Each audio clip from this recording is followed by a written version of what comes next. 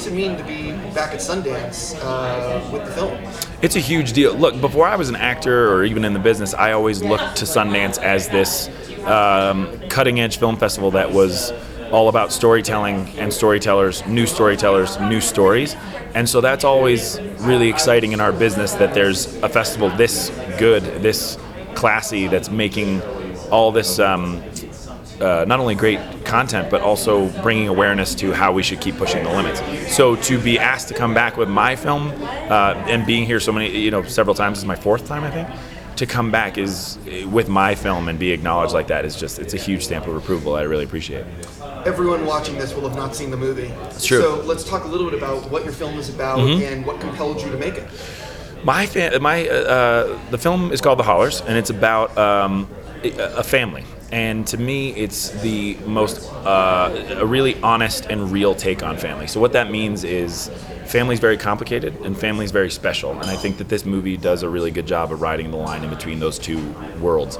And it was a script that I was attached to as an actor about 5 or 6 years ago. I was really excited to do it. Very similar to a lot of indie movie journeys, it had trouble getting financing. So then someone asked if I wanted to buy the rights myself and make it myself. And so I actually took that on as an awesome challenge, and we got it made. I'm really proud of it. And it's based on a script by Jim Strouse. And he's done a bunch of things here at Sundance, like Grace is Gone, The Winning Season, which Margo Martindale was in. And so it's a movie that I think everybody will connect to, because there's something about your family and your experience. Whether you like your family, don't like your family, have a good experience with your family, bad experience with your family, you will connect to it because you'll see hopefully yourself and your family members in there. I come from a really great family and a really tight-knit family, and even though the script's about a more often than not dysfunctional family, I still remember getting to the end of the script and saying, that's my family. I know these people, which is really powerful, and I think it's what will allow people to connect to it emotionally. This is your second feature. What did you learn on the first one that you wanted to apply to your second? Everything. So weirdly, I think my first director's experience was a whole lot of luck. And what I mean by that is we tried to get a director for Brief Interviews with Hideous Men for a while and couldn't find a director. And I think it was actually Rainn Wilson who said, why don't you just direct this? And I thought, yeah, why don't I just direct this? How hard can it be?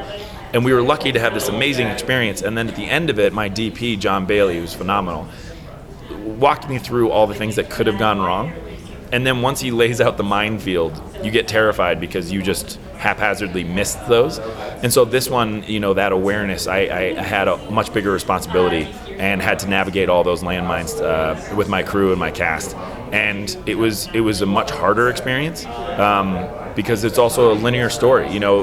Brief Interviews was more of almost like a cinematic experiment of interviews with guys, and this was a linear story, so it has that narrative element that your responsibility is more difficult because you're not just showing people things, you're bringing them through a story. How tough was it for you to land financing for the Hollars? It was actually, once I decided to direct it, we were lucky enough to have a response pretty quickly. So we sent out the script to a couple people and we got a response within 24 hours. And the question wasn't whether or not we could get financing, it was at what cost. So how much would they spend, how much would they allow us to do, and what version of the movie did they want to make. And it's hard to do, but I certainly was in the position where I didn't want to make it if it wasn't going to be the experience that you see when you do see the movie. I didn't want to make it for too little money, and weirdly I didn't want to make it for too much money, because I think it puts you in a whole different category and certainly a different target on your back. So we were lucky to find financing, and I think a lot of that had to do with our cast. We have a tremendous cast of Margo Martindale, Richard Jenkins, Anna Kendrick, Charlie Day, Sharlto Copley, Mary Elizabeth Winstead. I'm in it, and just trying not to screw it up. I understand. How long was your first cut versus what people are going to see? Great question.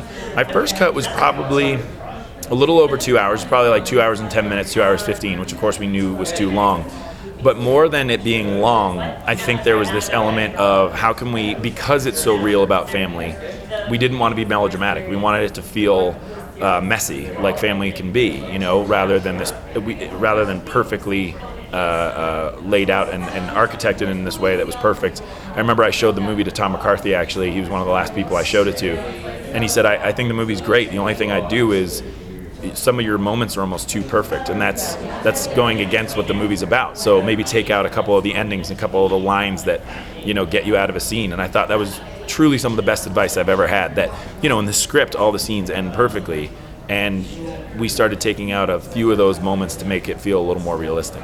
I was actually going to ask you what you learned from friends and family screenings, and who is your group that you trust that will actually give you honest advice? I have the most ludicrous, lucky group of people. I'm lucky to have this group of people. My my friend screening was Rian Johnson, Steve Marioni, who's a phenomenal editor of pretty much everything you've seen, Stephen Merchant, Drew Pierce, the writer. I tried to get a little bit of everybody. Can I pause you there?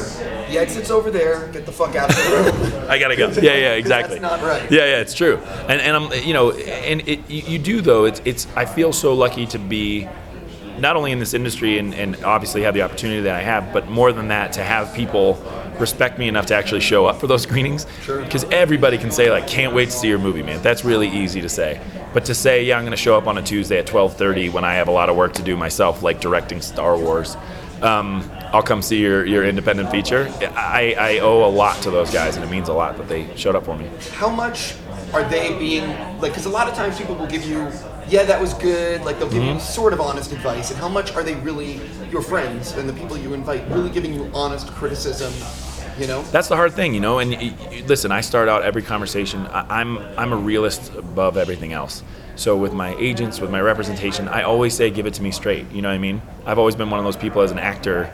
I've met actors who said, like, can you believe Ryan Gosling got that part? And I'm like, yeah, I can. Ryan Gosling's amazing. So I would imagine he got that part. And that's what I wanted from my agents and stuff. So with my friends, it's the same thing. Like, you're not helped if you're lied to. You know what I mean? The movie doesn't get better if you don't actually tell the truth. So these guys were very honest. And I will say, there's a difference between being honest and brutally honest. I think they said it in a way that was always positive and trying to help the movie rather than like, you're in trouble. You know what I mean? I never got that, which was great. But I will say their ideas, and to have the idea, as I'm sure is like not just to say something's not working, but how can you make it better? Get And I was lucky enough to have very brilliant and very articulate friends who could say exactly how it could change.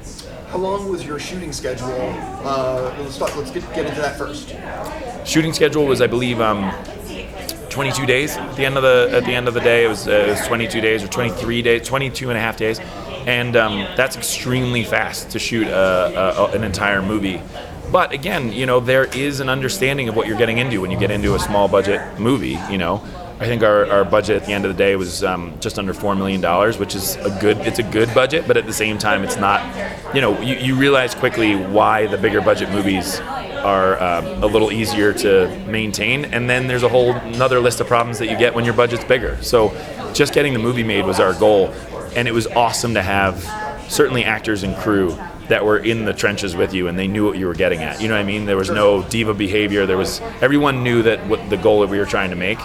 And so when you have people assisting you in every single way trying to make your day, it actually didn't feel like we were too cramped schedule-wise. I'm assuming you shot digital. What camera did you use and why? We used the, did we use Alexa? I think we did. Yeah, I was like, is it going to be the red? This is obviously your first time answering. Yeah, I'm exactly. throwing you for unique questions. It's too early in the morning. No, we did, and it was really exciting. I've always been a huge fan of film, but at the same time, you do really get to understand the sacrifice. I actually shot brief interviews on film, and when you shoot on digital, you realize the sacrifice you have to make timing-wise, which I wasn't aware of before, and it did save us on this one. Certainly with the crunch time schedule, digital saved me on it, and we had an amazing DP, Eric Edwards, who has done a ton of great stuff, like Gus Van Sant's early movies, and to the Breakup, to the movie Kids, to he's all over the spectrum and has done great stuff. So for me, having someone who is able to make digital look as good as it can be was huge. My last question for you before I have to go. What are you getting ready to do? Are you writing more? I mean, I know that you produce stuff. You're all into stuff. Yeah. I mean, I'm just trying to do a little bit of everything because, I'm so fortunate to be in this position and have this opportunity that I don't want to waste it. I want to try all these different things, and it's the most exciting part of our job. Right now, we're producing a whole bunch of stuff. We're about to launch a couple TV shows and working on another feature not to direct, but to produce right now, maybe star in. But what's happening most imminently is I'm going on stage. I'm going on the Public Theater in New York, which is one of my favorite theaters in the world. It's a brand new play by this amazing playwright named Sarah Burgess. And the director is the director of a little-known play called Hamilton. So I think I'm in good stead. I think I'll be taken care of. I've never heard of that play. No, you've never heard of that. Right, no, it's not. No one's buzzing about that. Right. Congrats on being back at Sundance. Thank you for giving me your time. Absolutely. Thank you, dude.